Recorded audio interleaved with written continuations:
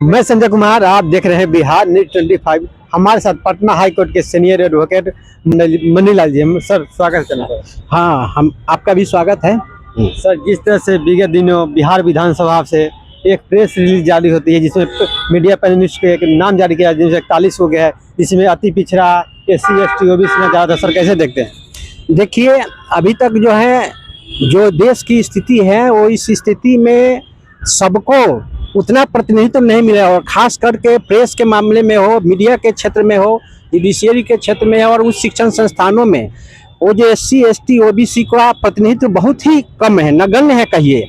और वैसी स्थिति में अभी जो भाजपा की जो सरकार है, भाजपा के सरकार में यह कोई मुद्दा ही नहीं है। वो सिर्फ कुछ लोगों को SC ST OBC लोगों में प्रतिनिधित्व, जो दलाल किस्म के लोग हैं, जो सत्ता, जिनके लिए सत्ता ही प्रमुख है, वैसे लोगों को लेकर और अभी शासन चला रही है। ऐसे में ये बहुत ही दुर्भाग्यपूर्ण बात है कि अभी बिहार विधानसभा के जो अध्यक्ष हैं वो अति पिछड़ा समाज से आते हैं, प्रेम कुमार जी, लेकिन उनके नेतृत्व में जो अभी गठन हुआ है, प्रेस कमेटी का जो गठन हुआ है 41, उसमें कोई ST SC OBC शायद नहीं है।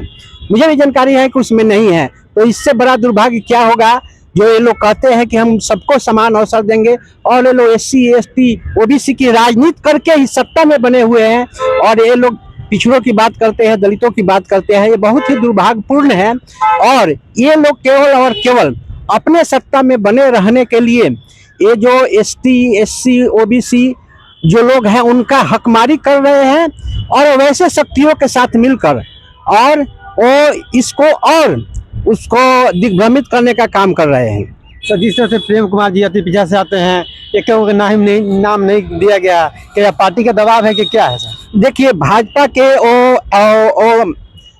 के वो बड़े नेता है, आज वो बड़े पद पर है और माननीय है, लेकिन जो भी भाजपा की सरकार है, भाजपा की सरकार में वो चिराग पासवान हो या जीतन राम मांझी हो या प्रेम कुमार है, और ऐसे बहुत सारे नेता हैं जिनको समाज से SC ST OBC के नाम पर तो गए हैं, रिजर्वेशन से गए हैं, लेकिन उनको कोई मतलब नहीं है, बल्कि वो उसी समाज के हक अधिकारों को कुचल कर वो अपने सत्ता में बनाए रखते हैं और झूठों का भाषणबाजी करते हैं, लोगों को भ्रम फैलाते हैं कि हम उनके लिए करते हैं और शोषित जमात के लिए करते हैं। ये स्थिति है।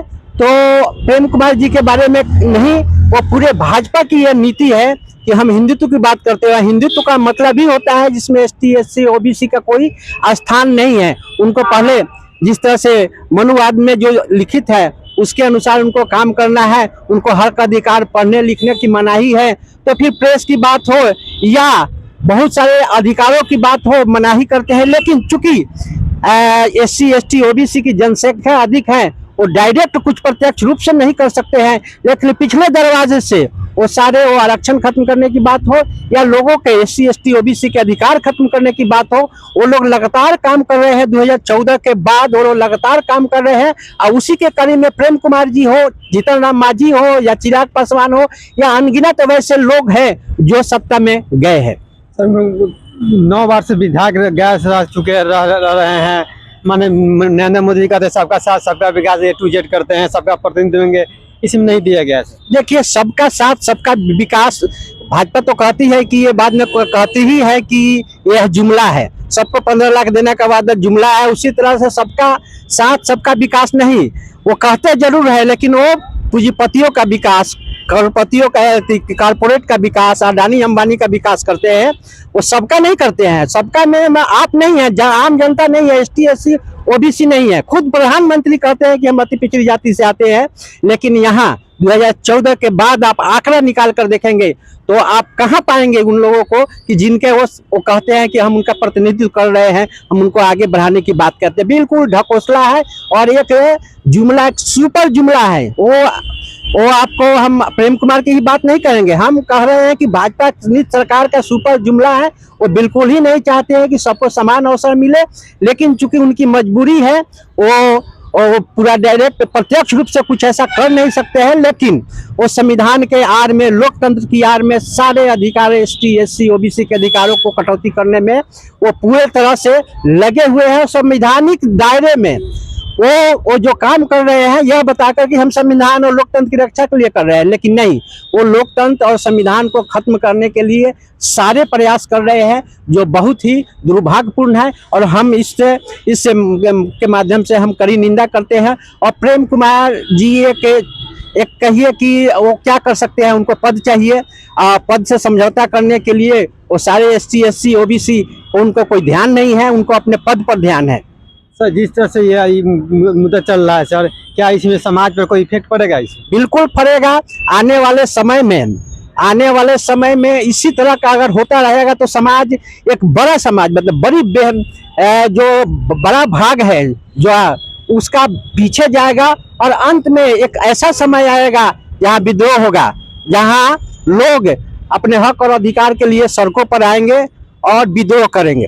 सर जिस तरह से सलाहकार की लिस्ट जारी हुआ है, इसमें NDA घटक अति पिछड़ा के बहुत से नेता हैं, सब चुप्पी साध लेते, इस पर क्या कहना? देखिए, वो सबकी यही है, सब लोग चाहते हैं कि हमको कुछ मिल जाएगा।